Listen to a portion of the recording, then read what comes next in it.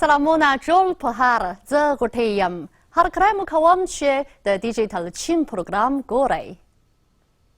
له تیرو څو کلونو راهیسې په ټولې نړۍ کې معلوماتي او مخابراتي تخنیک او ډیجیټل صنعتي چارو ښه پرمختګ موندلی دی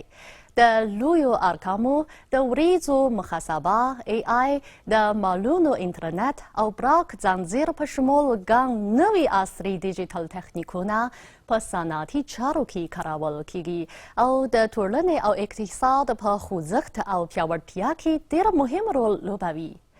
په یوه هیواد کې د ډیجیټل اساسي تاسیساتو آبادي د اړوندو چارو د ښه پرمختګ بنسټ جوړوي نو زه به په ننني پروګرام کې د ګڼو شمیرون له مخې تاسو ته په چین کې د معلوماتي مخابراتي او ډیجیټل صنعت د اساسي تاسیساتو د آبادۍ او نړیوالو همکاریو حالات در وپیژنم په چین کې اوس د معلوماتي او مخابراتي نت د آبادۍ پیمانه پراخه ده او په نړۍ کې یې مخکښ ځای خپل کړی دی په دغه هیواد کې د غځېدلو وړاندیزو کیبلونو اوږدوالی په 2012 کال کې له 14 میلیونه او 790 کیلومترو څخه په 2021 کال تر 450 میلیونه او 810 کیلومترو پورې زیات شوی چې د زیاتوالي اندازه یې 2.7 چنده ښیي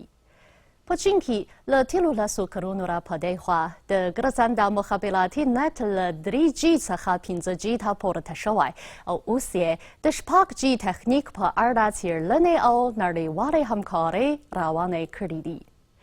تر 2021 کال پورې په چین کې د انټرنیټ انډول په 2012 کال کې له 2.1 سلنې څخه 3 سلنې ته لوړ شوی دی په دغه هیواد کې د انټرنیټ کارونکو عمومي شمېر 1 میلیارد او 32 میلیونو ته رسیدلی د ګرځنده موبایل فون کارونکو عمومي شمېر یې 1 میلیارد او 643 میلیونو ته رسیدلی چې په دې جمله کې یې د 5G نایت کارونکو شمېر 355 میلیونو ته رسیدلی او دغه شمېر یې د نړۍ په عمومي شمېر کې 3% برخه نیسي چین د خپلو ډیجیټل صنعتي چارو د پیاوړتیا ترڅنګ نړیوالو همکاریو ته هم په ډېره درنه سترګه ګوري دغه هیواد د یو کمربنده یوې لارې د نړیوالو همکاریو د لوړپوړي فورم او د انټرنیټ د نړیوالې غونډې په شمول یو لړ نړیوال فعالیتونه ترسره کړي او د ډیجیټل اقتصاد د نړیوال تګ راتګ لپاره یې ښه ساحه برابره کړې ده د شمیرنې له مخې تر 2021 کال پورې چین د مختلفو هیوادونو ترمنځ د اساسي تاسیساتو د پیوستون او پیاوړتیا لپاره 34 ځمکاني او سمندري وړاندیزو کیبلونه جوړ کړي دي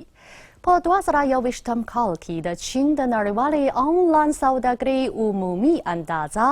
شاوخوا 2000 میلیارده یوان ښودل شوی او چین د کابو شلو افریقایي هیوادونو په لاسو زرو کلیو کې اړوندې مرستندویه پروژې پیل کړي دي